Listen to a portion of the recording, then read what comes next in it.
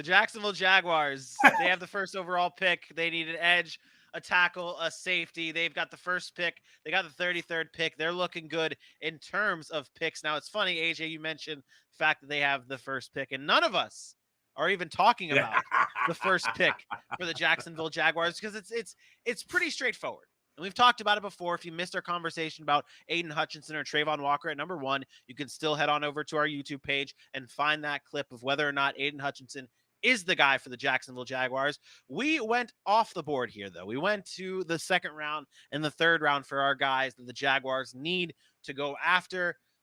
Who has the first one here? Let's see here. Let's see. Aaron, you have the Jags pick in the second round. That's who you have. Who do they need to go after? So this has kind of been a debate of mine. Do they go safety? Do they go linebacker? Are they looking for more playmakers? But I've seen this guy climb up more and more draft boards lately, and he wasn't really talked about. Like we talked about Petrie. We talked about Lewis Seen. My guy, let me get to the B-roll because you guys threw me all off. My guy is Jaquan Brisker. You talk about Penn State guys and playmakers. This is exactly what this guy is. He's an absolute playmaker. He is right now, to me, he's the second best safety in this draft. He has length. He's one of the freakiest athletes ever. Great size, height, speed combination for the position. I think he can play free or strong safety, which gives you versatility, right? A lot of the guys that come into the league, you're kind of pigeonholed into, hey, you're a strong safety. You're going to be my deep third guy. This is a guy that you can put close to the line of scrimmage. You can play him deep in coverage. He's a ball hawk. He can find ways to make an impact on the defensive side of the football. And I think this is a perfect spot for Jacksonville. We talk about getting the additions on offense that they did in the offseason, and O.J. Howard, a Christian Kirk, a Zay Jones. And I know that they're not glamorous names, but we also got to remember they're bringing back a Travis Etienne. They added offensive line help. They tagged Cam Robinson. They bring over the starting guard for the Washington football team / Commanders, whatever their team is now.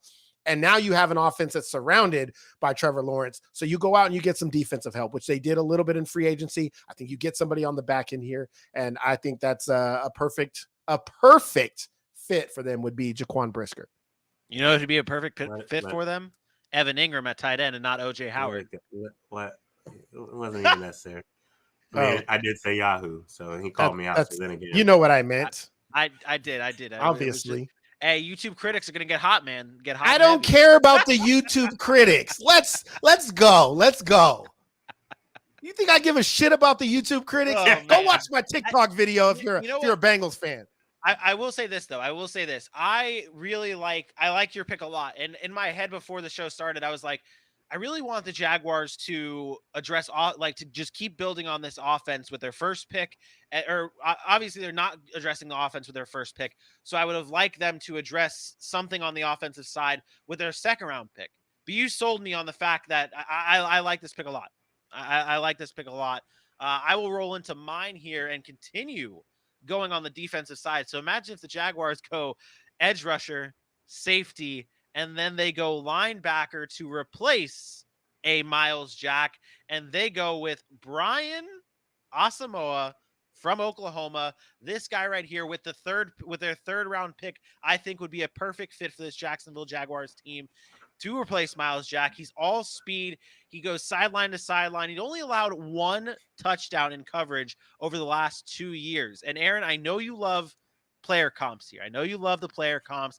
And the guy I saw a lot of comparisons for Brian Asamoah was Levante David, smaller linebacker who can make big time plays. He's got similar size, same speed. They both ran the same speed in their 40s. This guy is a 3-down linebacker that I think would be perfect for the Jags, and I would love to see him as their selection in the third round. I like him. We talked a little bit about him off air. The fact is he's undersized, right? But a lot of the linebackers in this year's draft are undersized. We're talking about Nakobe Dean being a first-round pick potentially. He's kind of undersized.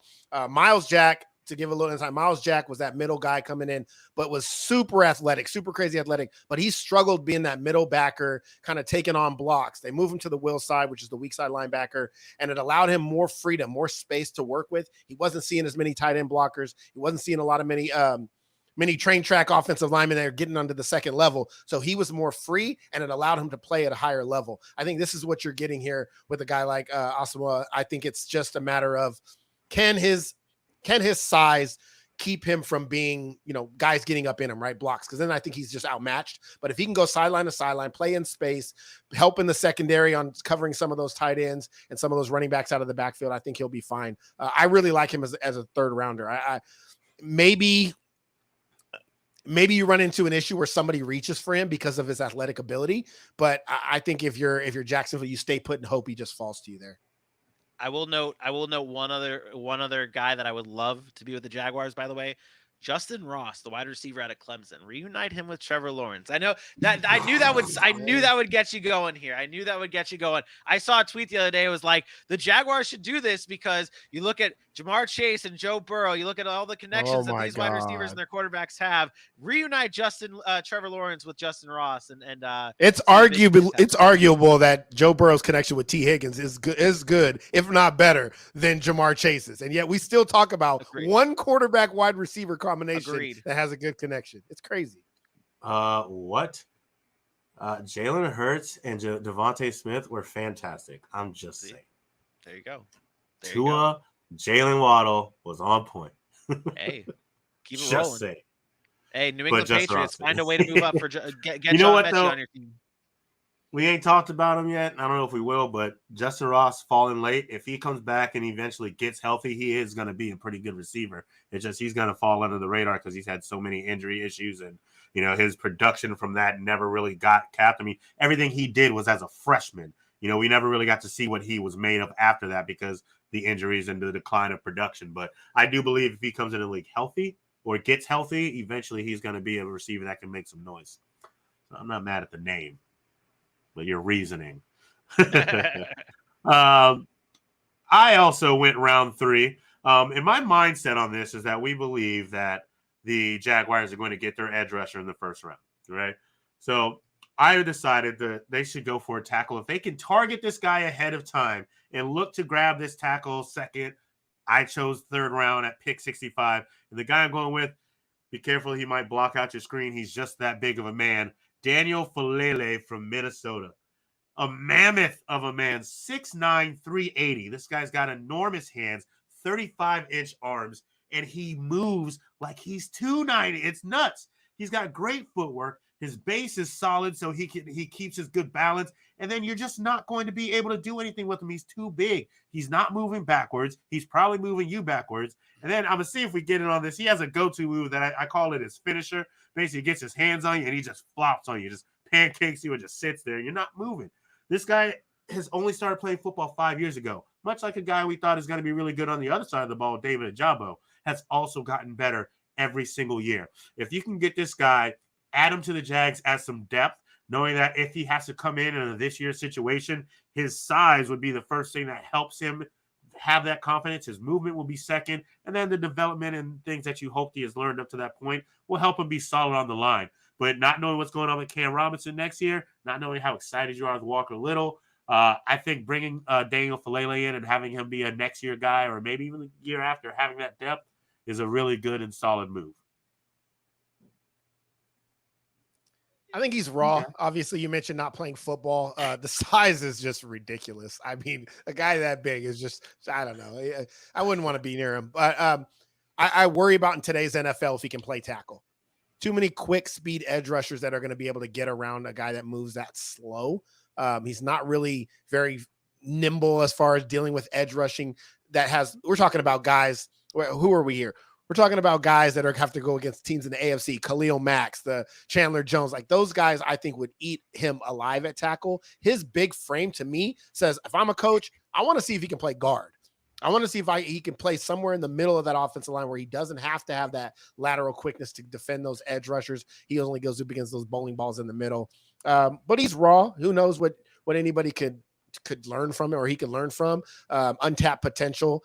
But I think it's a little high for him, but he's been going up draft boards. I have seen it because of his size and the aggression in which he plays.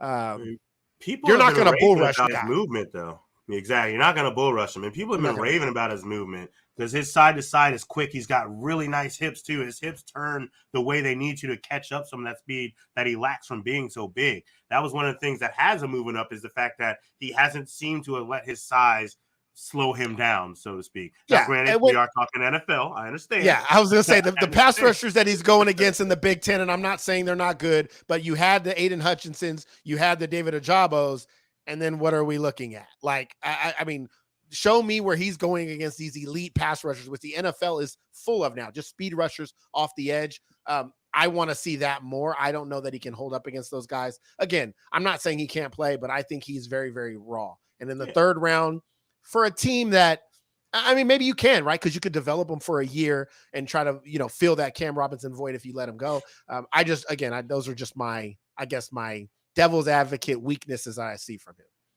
I don't hate the pick. I think addressing the offensive line is always good. I do have some guys ahead of him there, though. Yeah. At least 64.